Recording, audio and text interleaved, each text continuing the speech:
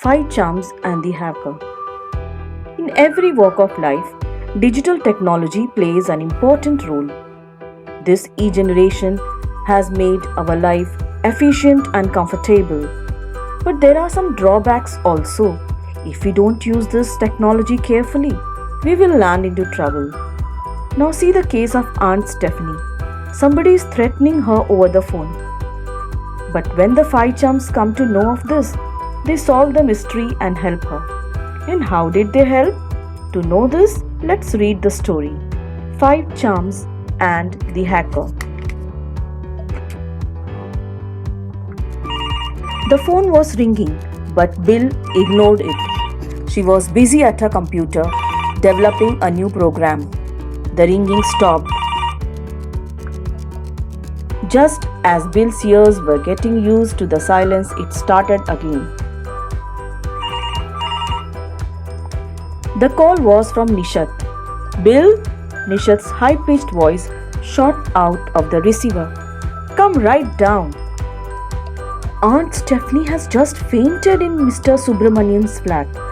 He has rung up 24 ambulances. Basanti overheard. Her eyes became round. Who? What? Sorry, said Bill. You don't know all these people yet. Never mind, just come. On reaching the scene of action, they found that Aunt Stephanie, a plump, ever-smiling woman, was heaving and thrashing about, muttering under her breath. When others tried to walk her to the waiting ambulance, she screamed. It took her neighbors a full 10 minutes to get her into the ambulance. The next day was Sunday. In the attic, the meeting place of the five chums, the children lounged around. What do you think has happened to her? Said Nish. She might have received some bad news, like losing all her savings, said Arya. Or a friend, said Nishat. Her life, said Basanti quietly. How do you know? Asked Nishat. She kept saying, he will get me, he will get me. Everybody was stunned. After a long discussion, they began their investigation with the gatekeeper. Had any strange men been visiting Aunt Stephanie lately? None, said the gatekeeper emphatically. Next, the five chums questioned Mr. and Mrs. Bose, who stayed next door.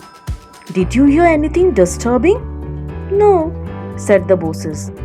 I think we have learnt one thing, that the threat came by phone, said Basanti. How do you know? She didn't go out, nor did she have any visitors. Suddenly, she rushed to the opposite flat and fainted. Someone must have threatened her over the phone. Excellent reasoning, said Arya. Let's visit Aunt Stephanie and ask her. In the narrow bed, in a strange robe, lay Aunt Stephanie. There were dark circles around her eyes. Auntie, asked Bill, in a gentle voice, are you worried about something? Large tears rolled down her cheeks.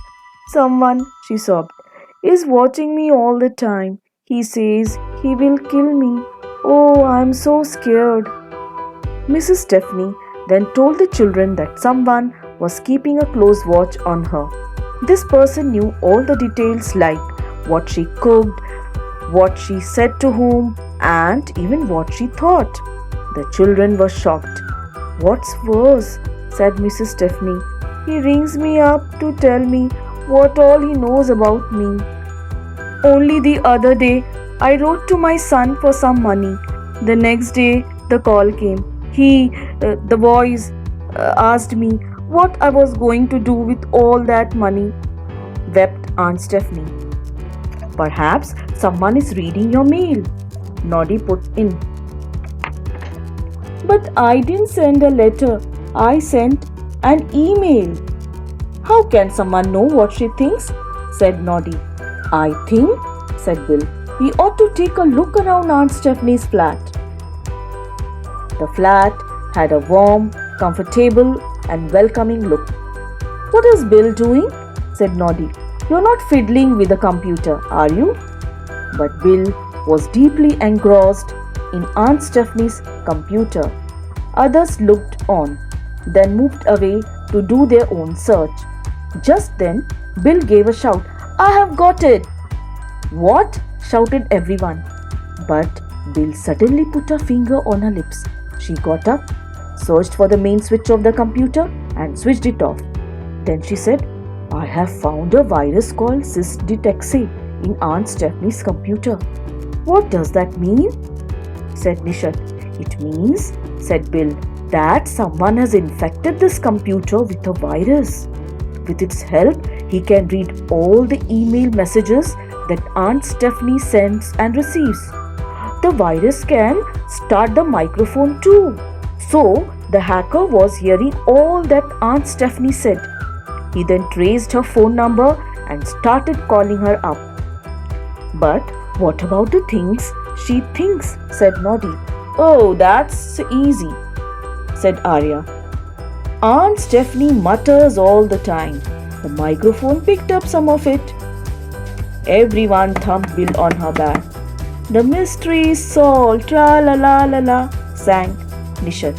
Arya protested. Hey, hold on. What are we going to do about the hacker? Oh, there's a way to catch him, said Basanti. We will catch him in his own trap. Now listen. They all, including Aunt Stephanie, agreed. The next morning, they all sat around the computer, scripts ready in hand. From the bank, ma'am, said Arya in a salesman-like voice. You called up for our money at your doorstep service. Oh yes, thanks, said Aunt Stephanie. Just leave it there on the table, will you? Yes, ma'am, said Arya. Noddy opened and closed the door loudly. Auntie now muttered under her breath. Now, let me see. I must get some almonds for the chocolate cake. Oh, the money. I'll keep it away later. Oh, I'm late for church. Where are the keys? Never mind, I'll just shut the door tight. I'm late, already so late. Auntie let her voice fade away. Noddy opened and closed the door. After a few minutes, Bill switched off the computer. 2 hours later, the doorbell rang. At once, they all rose and took position behind doors and furniture. The knob turned. Hesitant steps were heard crossing the floor to the table on which lay a thick brown paper packet. There was a sound of tearing of paper. Sorry, pal, only old newspaper cuttings there, said Bill. The stranger was startled. The packet with which he was fumbling fell down. He wanted to run away, but was surrounded by the 5 chums. The boy who stood facing them was a little older than Arya. He was sweating. We know what you wanted, said Bill. Do you know hacking into other people's computer is a crime? By then, Aunt Stephanie had joined them. She was looking at the boy with unbelieving eyes. You are even younger than my grandson, she whispered. Why do you want to kill me? The boy hung his head. With a trembling voice, he confessed, I am sorry, madam, but believe me, I did not want to kill you. I had hacked your account for sheer fun. I had never thought my prank could harm you this much. Please forgive me. With these words, the boy broke down. Tears of guilt and repentance rolled down his cheeks. Aunt Stephanie rose and put her hand on the boy's shoulders.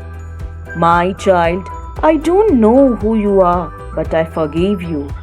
And I pray that whenever you wish to do anything bad or unkind, God guides you and stops you from being bad. Now let's see the meanings and question answers of this lesson.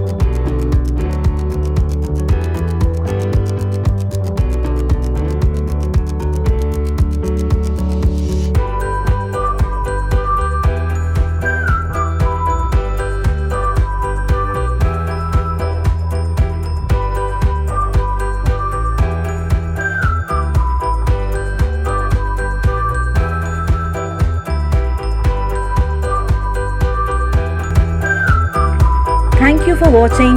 Bye.